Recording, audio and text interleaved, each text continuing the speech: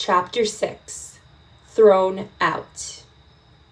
That night, Claudie woke suddenly to the sound of heavy footsteps creaking on the stairs. She tugged the covers tighter, wondering if one of the boarders was arriving home. Maybe it was Selma or Porter, out late after one of their shows. Hi, welcome. I'm reading from this book tonight. Meet Claudie.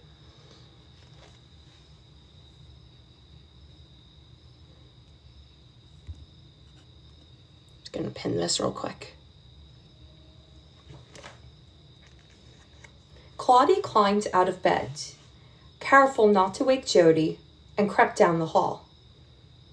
The nighttime world felt foreign and electric. She wound through the dark, down the stairs, tiptoeing around Dizzy Dot. The dog, curled on the rug in a mass of white fur, snored as Claudie slithered past. Claudie didn't know what she expected to find, although she had always suspected that adults were off having exciting adventures while she slept. She was startled to find Daddy at the stove, gently swirling batter in a small pan. He glanced up when he saw her lingering in the doorway and said, "Do you want a crepe?" Claudie couldn't tell what was more confusing. Hi, welcome. That Daddy was cooking in the middle of the night, or that he hadn't told her to go back to bed. He beckoned her closer, and she pulled up a stool, watching him flip the delicate crepe. "Daddy," she said, "why are you up?" "Because Daddy had a bad dream," he said. "About what?" she asked. "That I was back in the war," he said. "Away from you." Claudie swallowed. She had nightmares sometimes about monsters chasing her down dark hallways or ghosts rising from the corners of bedrooms. She would wake, her heart pounding, and know that she was safe. A bad dream was still just a dream. But Daddy was dreaming about a war that he remembered.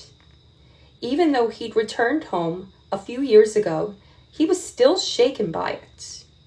The thought sent a chill through her. He was the bravest man Claudie knew. She had never imagined her father feeling afraid of anything.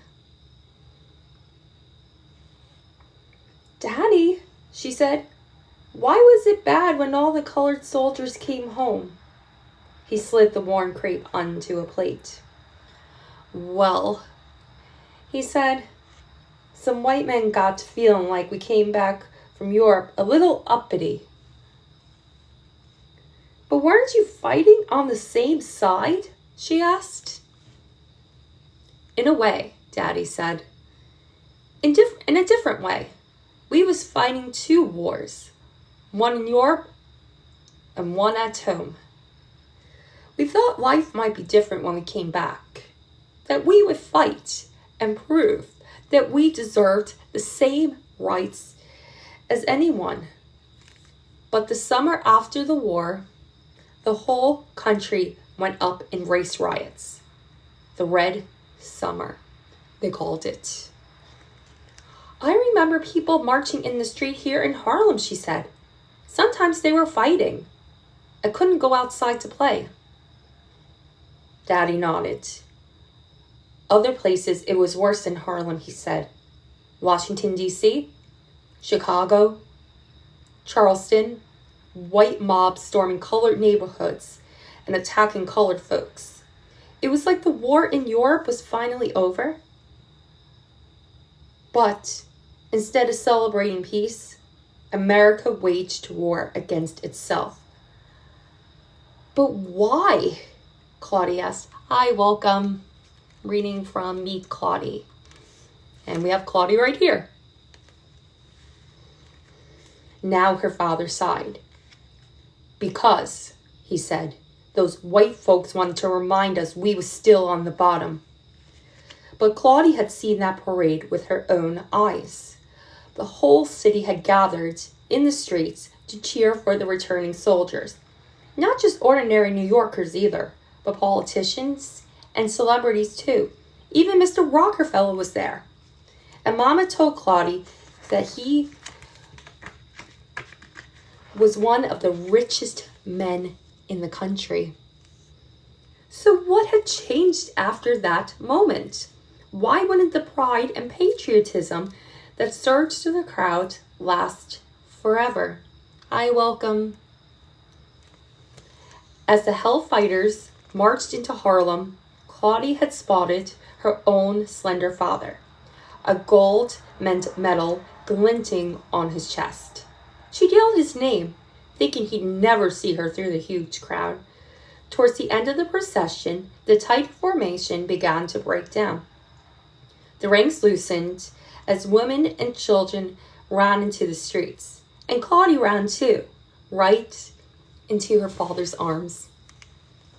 He marched the final mile of the parade, clutching her against his chest, while she stretched out her arms like she was flying.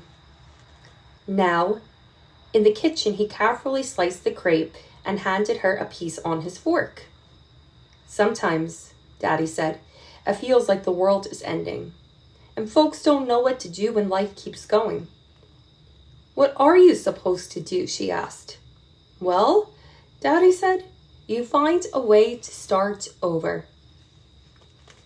The following week, as Claudie wandered down to breakfast, she was surprised she didn't hear the usual morning chaos. All of the boarders bustling around the crowded kitchen as they headed off into their separate days. She sat at the table, scooping oatmeal as she read the funnies, while Jody whined that she was hogging all the comics. When he complained, she couldn't help herself from reading even more slowly, only handing over each page when she finished it. She was good at this too, she supposed, getting on her brother's nerves. When the boarders came into the kitchen, followed by her parents and Miss Amelia, they were eerily silent. Miss Amelia held a single sheet of paper in her hands. Claudie could not make out the tiny print, but she caught the words at the top, printed in bold ink that made her sink to her stomach. And it's right here. I don't know if you can see. Eviction notice. So that's what it said. Claudie and Jody sat on the front steps of the boarding house. As Jody played with Dizzy Dot, Claudie thought about what had just happened in the kitchen. She remembered all the extra sewing Miss Amelia had been taking in lately, and what Miss Amelia said about things costing more. She must have fallen behind with the rent payments, and now she had a terrible eviction notice. Hi, welcome. Claudie thought of all the kindness Miss Amelia had shown her family and all the boarders over the years. She had to find a way to help Miss Amelia. Jody broke into her thoughts with a question.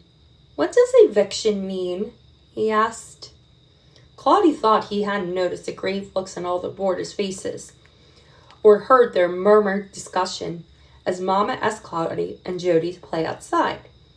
Jody didn't know what it meant to find an eviction notice on your front door, but Claudie did. She had heard stories at school about classmates whose parents had received one of those dreaded notices. She swallowed. It means you get thrown out, she said. Her little brother scoffed. Why? Because you don't have money. We have money, Jody said. Claudie had never wanted for anything, but she also knew that if her family earned more money, they wouldn't be living at Miss Amelia's. They would live in an apartment of their own, like Nina's family. She would have her own room, and they would have their own kitchen and their own bathroom. As far as she knew, her parents didn't have money problems. But if Miss Amelia got evicted, what would happen to all of her boarders? Where would Claudie and her family live? Jody was looking at her expectantly. So, like her mother, Claudie put on a smile. "It's nothing," she said. "Everything will be fine."